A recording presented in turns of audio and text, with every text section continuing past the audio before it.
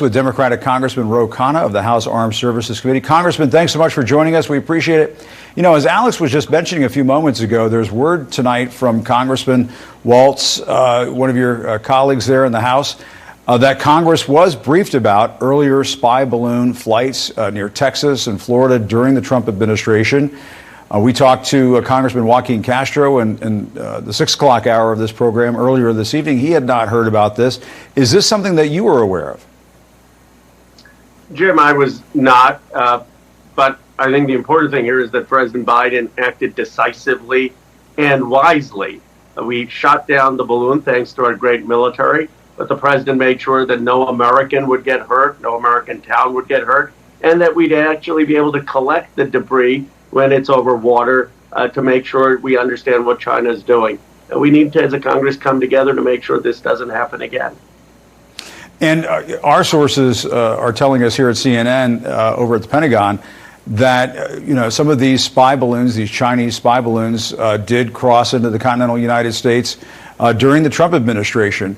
What does that tell us about the presence of this surveillance equipment in the United States?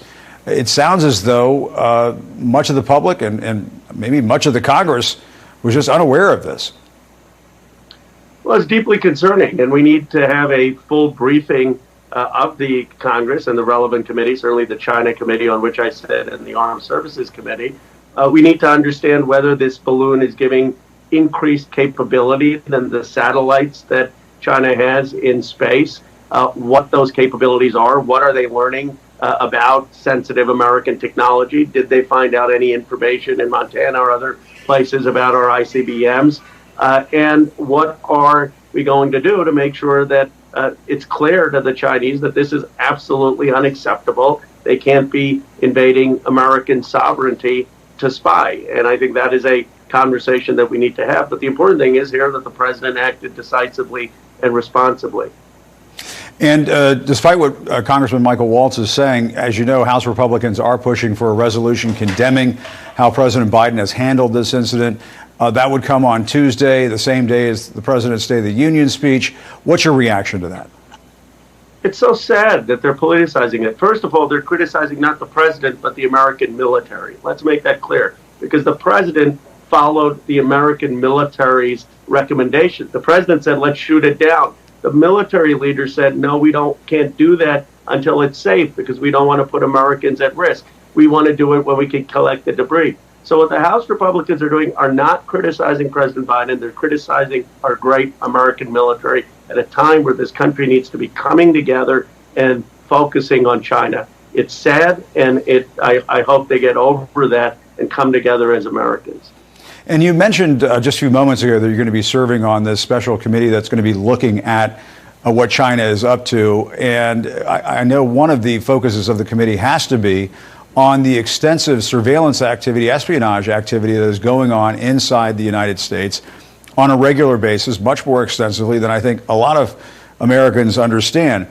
Do you think that you need to get to the bottom of this? And do you think a tougher tone needs to be taken with China so they understand they can't just be flying spy balloons over this country?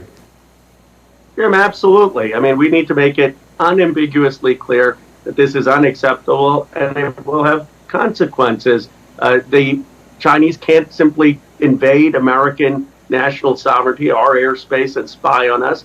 We also need to make it clear that they can't be crossing the median line in the Taiwan Straits or having missile tests launching over Taiwanese airspace.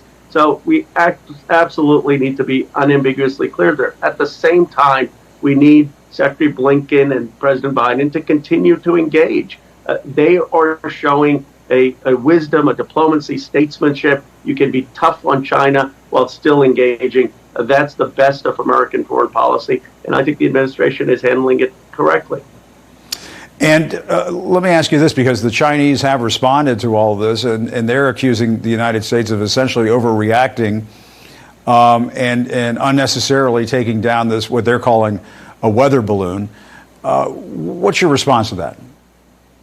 Well, I don't find that plausible. The idea that it conveniently goes over Montana and Idaho and places where we have sensitive technology just doesn't pass the believability test. And China, candidly, has not been fully transparent before on issues like COVID. I mean, they weren't transparent. They haven't been transparent about how they've handled COVID. One of the fundamental issues with the relationship is trust and transparency, and we needed to make it clear that we're not going to tolerate them actively misleading the United States.